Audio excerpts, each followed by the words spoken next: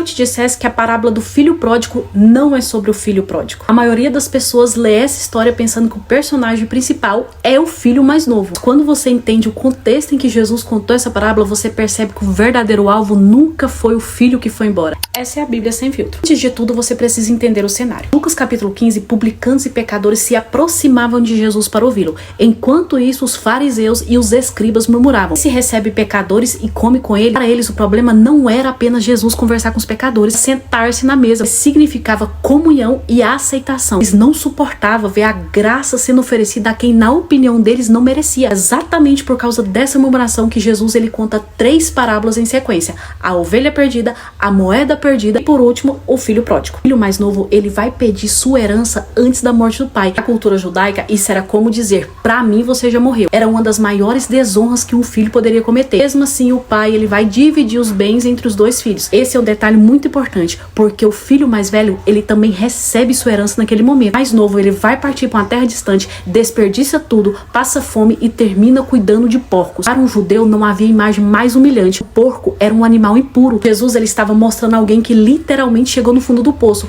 tanto social quanto espiritual. Quando ele decide voltar, ele vai preparar um discurso para pedir que o pai aceite como empregado. Mas o pai nem deixa que ele termine. Corre ao seu encontro, completamente incomum para um homem daquela posição. Ele abraça o filho, manda colocar a melhor roupa, um anel em seu dedo e sandália em seus pés. A roupa, ela devolvia a honra, o anel restaurava sua posição na família. As sandálias mostram que ele não voltava como escravo, porque os escravos, eles andavam descalços. Até aqui parece que essa é apenas uma história sobre arrependimento. Jesus, ele vira a parábola de cabeça para baixo. O filho mais velho chega do campo, ouve a festa e simplesmente se recusa a entrar. E naquela cultura, isso também era uma humilhação pública para o pai. Como primogênito, ele deveria estar ao lado do pai recebendo os convidados. Isso, ele fica do lado de fora. E mais uma vez o pai sai de casa, primeiro para receber o filho rebelde, agora para chamar o filho obediente. Então o filho mais velho revela o seu coração. Ele diz: há tantos anos te sirvo. A palavra usada vai transmitir a ideia de trabalho de escravo. Ele morava na casa do pai, mas nunca viveu como filho. A obediência era baseada em mérito, não em amor. Ele nunca saiu de casa,